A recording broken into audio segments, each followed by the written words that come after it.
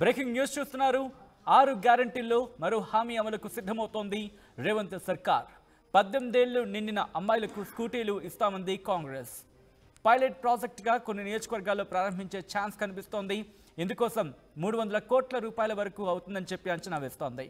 Electric స్కూటీలకు 50,000 రూపాయల కేంద్రం సబ్సిడీగా ఇచ్చే ఆలోచనకు సంబంధించి దాన్ని ఇక్కడ కంటిన్యూ చేసేలా ఆలోచిస్తోంది. అంశానికి సంబంధించి పరిగణలోకి తీసుకుంటోంది. అలాగే సబ్సిడీ పోను మిగిలిన భారాన్ని భరించబోతోంది రాష్ట్ర ప్రభుత్వం. అర్హులను ఎలా గుర్తిస్తారు అనే దానికి సంబంధించి ఇంకా సస్పెన్స్ కొనసాగుతోంది. రేషన్ కార్డు ప్రాతిపదికన తీసుకునే అవకాశం కూడా ఉంది. అసలు ఇంతకీ స్కూటీలకు సంబంధించి, ఎందుకంటే కాంగ్రెస్ మేనిఫెస్టోలో అంశానికి సంబంధించి చెప్పుకొచ్చింది 6 గ్యారంటీల్లో మరొక హామీకి సంబంధించి ముఖ్యంగా విద్యార్థులు కావచ్చు, విద్యార్థులకు కొన్ని హామీలు ఇచ్చిన పరిస్థితి, ముఖ్యంగా మహిళలకు సంబంధించి స్కూటీల అంశాన్ని కూడా ప్రస్తావించింది తమ 6 గ్యారంటీల్లో. సో ఏంటి, ఎప్పటి నుంచి ఇవ్వబోతోంది, దీనికి సంబంధించి ఎటువంటి కసరత్తు చేస్తోంది, ఎవరికి ఇవ్వబోతున్న అంశానికి సంబంధించి ఎటువంటి డిస్కషన్ జరుగుతుంది కాంగ్రెస్ పార్టీలో తెలుసుకునే ప్రయత్నం చేద్దాం. మా ప్రతినిధి మధు అప్డేట్స్ అందించేందుకు లైవ్లో జాయిన్ అవుతున్నారు. మధు, ఏంటి స్కూటీలకు సంబంధించి 18 ఏళ్ళు నిండిన అమ్మాయిలకు స్కూటీలు ఇస్తామని చెప్పి కాంగ్రెస్ పార్టీ చెప్పిన నేపథ్యంలో ఏంటి దీనికి సంబంధించి ఎటువంటి కసరత్తు చేస్తోంది, ఎటువంటి ప్రణాళికలు సిద్ధం చేస్తోంది, ఎలిజిబిలిటీకి సంబంధించి ఏంటి, ఎలా క్రైటీరియా అంటే ఏంటి, గుర్తింపు పత్రాన్ని ఏంటి, ఆ గుర్తింపు పత్రానికి సంబంధించి ఏంటని ఆలోచిస్తుంది సర్కార్?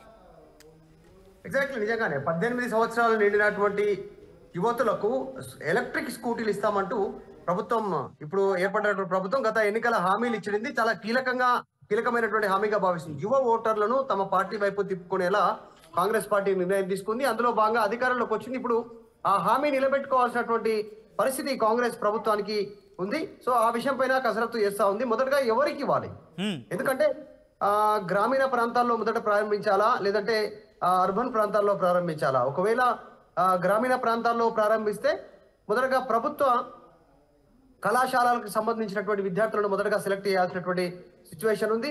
నిజంగానే ఇప్పుడు ఎలక్ట్రిక్ స్కూటీల వాల్యూ బయట మార్కెట్లో ఎంత ఉంది అనేటువంటిది ఒకసారి చూస్తే, ఎలక్ట్రిక్ స్కూటీలు ₹1,00,000 వరకు దాదాపు ఒక స్కూటీ లభించేటువంటి పరిస్థితిలో ఉంది. కొంచెం బ్రాండెడ్ ఇంకా ఉంటే ₹1,00,000 పైన కూడా ఉంది. అంటే ఈజీగా 80 నుంచి ₹1,00,000 మధ్యలో ఎలక్ట్రిక్ స్కూటీలు అందుబాటులో ఉన్నాయి. లేటెస్ట్ గా చాలా వచ్చాయి మార్కెట్ లోకి. పెట్రోల్ అవసరం లేదు కాబట్టి ఛార్జింగ్ చేసుకోవచ్చు. ఇంటి దగ్గర దాదాపు 100 కిలో నుంచి 150 కిలోమీటర్లు తిరగవచ్చు. చాలా ఉపయోగకరంగా ఉంటుంది కళాశాలకు వెళ్ళడానికి కానీ, కళాశాల నుంచి రిటర్న్ మళ్ళీ ఇంటికి రావడం కానీ. సో వీరికి ఉపయోగకరంగా ఉంటుంది అనేటువంటి ప్రభుత్వం భావిస్తూ ఉంది. ఆల్రెడీ ఫ్రీ బస్ పథకం తీసుకొచ్చినప్పటికి కూడా ఇది కూడా హామీ ఉంది, ఇచ్చారు. కాబట్టి దీని అమలు కోసం ప్రయత్నం చేస్తా ఉన్నారు. జనరల్ గా ఎలక్ట్రిక్ బస్సులు కానీ, ఆ తర్వాత సిఎన్జి, తర్వాత ఎల్పిజికి సంబంధించినటువంటి వాహనాలపైన కేంద్ర ప్రభుత్వం సబ్సిడీలు ఇస్తుంది.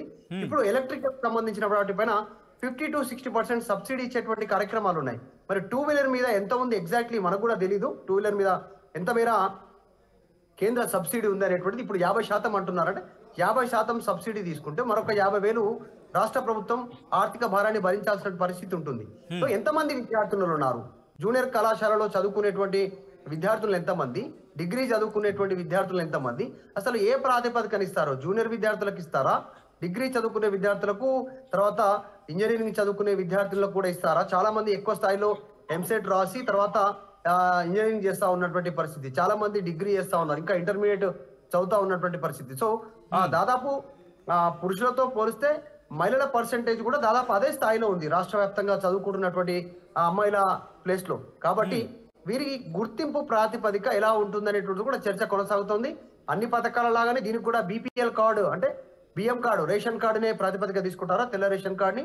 లేదు అంటే చదువుకునేటువంటి ఆర్థిక వెనుకబాటుకు గురైనటువంటి వారు, అంటే రేషన్ కార్డు లేకపోయినా కూడా, రేషన్ కార్డు హోల్డర్ కాకపోయినా మధ్య తరగతి కుటుంబాలు, కాస్త ఇన్కమ్ సంబంధించినటువంటి దాంట్లో ఏమైనా సడలింపిస్తారా చూడాలి. ప్రస్తుతానికి మాత్రం మొదట గవర్నమెంట్ ప్రభుత్వ కళాశాలలో చదువుకునేటువంటి అమ్మాయిలను గుర్తించేటువంటి అవకాశం ఉంది. వారిని పైలట్ ప్రాజెక్ట్ కింద వారిని తీసుకునేటువంటి అవకాశం ఉంది. ముఖ్యంగా గ్రామీణ ప్రాంతాల్లో కానీ, అర్బన్ లో కానీ ప్రభుత్వ కళాశాలలో మొదట అవకాశం ఇచ్చే అవకాశం ఉంది. Right Madhu, thanks for update. So మొత్తంగా అయితే మాత్రం 18 ఏళ్ళు నిండిన అమ్మాయిలకు స్కూటీలు ఇచ్చేందుకు కాంగ్రెస్ సర్కార్ సిద్ధమవుతున్నట్టుగా తెలుస్తోంది.